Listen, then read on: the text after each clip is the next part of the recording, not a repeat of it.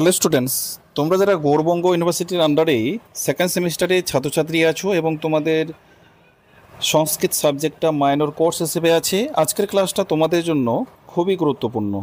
আজকের ক্লাসে আলোচনা করব তোমাদের ফার্স্ট টাইম সংস্কৃত মাইনর সাবজেক্টের ক্লাস নিয়ে আসলাম। তোমরা অনেকে আমাকে রিকোয়েস্ট করেছিলে স্যার সংস্কৃত মাইনর সাবজেক্টের ক্লাস নিয়ে আসার জন্য। তোমাদের ফাইনালি আমি তোমাদের এই যে পেপারটা আছে DC-MN-201, তোমাদের এটা পেপার কোড, ঠিক আছে। এবং তোমাদের এখান থেকে আমি নির্ভরযোগ্য 10 মার্কের যে প্রশ্নটা নিয়ে আলোচনা করব, দেখে নাও। বেদের সংজ্ঞা, সময়কাল ও শ্রেণীবিভাগ আলোচনা করো। তোমাদের প্রথম যে মডিউলটা আছে, এই যে 1 নম্বর যে মডিউলটা, এখান থেকে তোমাদের এই বেদ থেকে মানে বেদ সংক্রান্ত প্রশ্ন কিন্তু পরীক্ষায় তোমাদের থাকবে। দেখো সংজ্ঞাটা, বেদের সংজ্ঞা, সময়কাল, শ্রেণীবিভাগ, আমি বিস্তারিত আলোচনায় যাব। বেদের সংজ্ঞা দেখো, বেদ শব্দটি সংস্কৃত বিদ ধাতু থেকে উদ্ভূত, যার অর্থ জানা বা জ্ঞান লাভ করা। তাহলে তোমরা কি শিখলে? বেদ শব্দটি হচ্ছে সংস্কৃত শব্দ, যেটি বিদ ধাতু থেকে উদ্ভূত হয়েছে, মানে উদ্ভূত মানে আগত হয়েছে, যার অর্থ জানা বা জ্ঞান লাভ করা। বেদ মানে সেই জ্ঞান যা অনাদি, অপরিচ্ছেদ্য ও ঈশ্বর প্রদত্ত। হিন্দু ধর্ম মতে বেদের সৃষ্টি মানব নয়, এটি অপুরুষের অর্থাৎ কোনো মানব কর্তৃত্ব রচিত নয়, বরং ব্রহ্মার মুখ নিঃসৃত।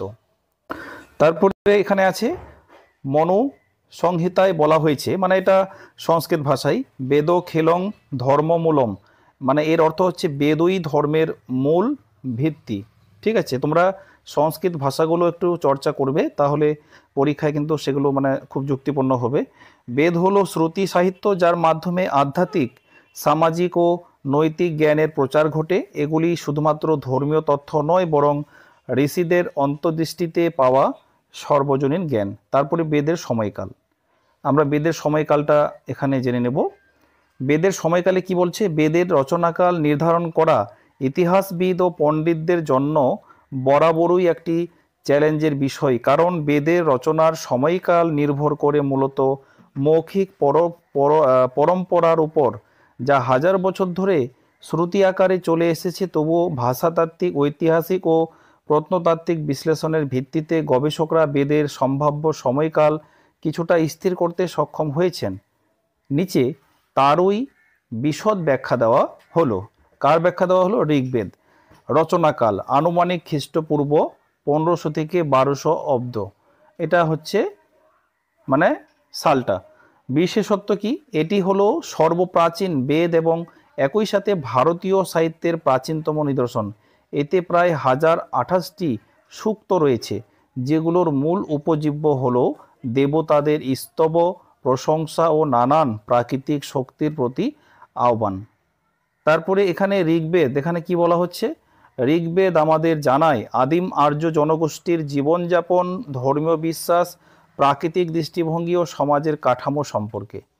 এবার আমরা সামবেদ, যজুর্বেদ, অর্থববেদ রচনাকাল কত? আনুমানিক খ্রিস্টপূর্ব 1200 থেকে 800 অব্দ। বিশেষত্ব সামবেদ ঋগ্বেদের মন্ত্রগুলিকে সঙ্গীতের মাধ্যমে গাওয়ার জন্য ব্যবহৃত হতো। এটি মূলত যজ্ঞানুষ্ঠানের সুরের দিকটি নিয়ন্ত্রণ করে। তারপর কি করে যজুর্বেদ কি করছে?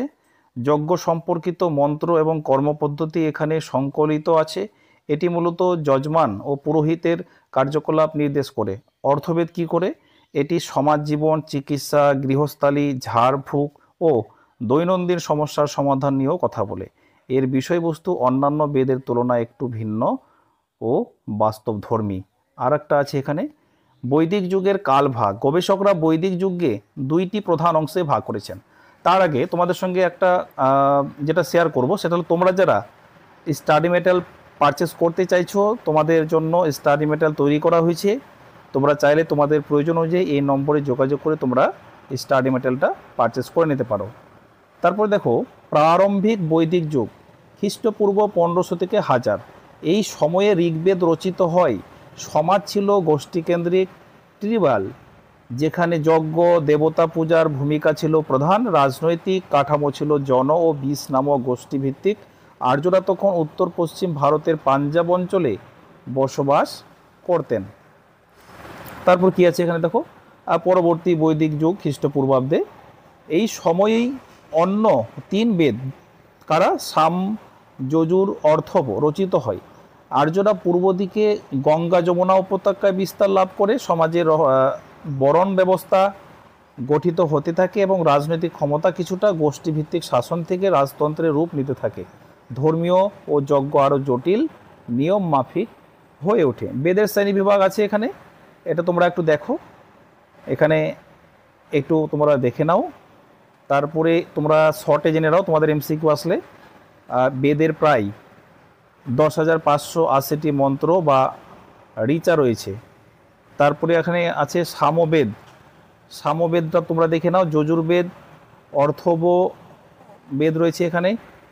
তারা কি করতো, ঝাড়ফুঁক, ওষুধ, রোগ নিরাময় ইত্যাদি বিষয় তারা করতো। এবার আমরা উপসংহারটা পড়ব। বেদ হলো ভারতীয় সভ্যতার মেরুদণ্ড স্বরূপ। এগুলি কেবল ধর্মীয় গ্রন্থ নয়, বরং বিজ্ঞান, সমাজনীতি, চিকিৎসা, দর্শন সহ নানা শাস্ত্রের প্রাথমিক উৎস। বেদীয় জ্ঞান পরবর্তী উপনিষদ, দর্শন, পুরাণ সাহিত্যের ভিত গঠন করেছে। আজও বেদের তাৎপর্য অক্ষুণ্ণ।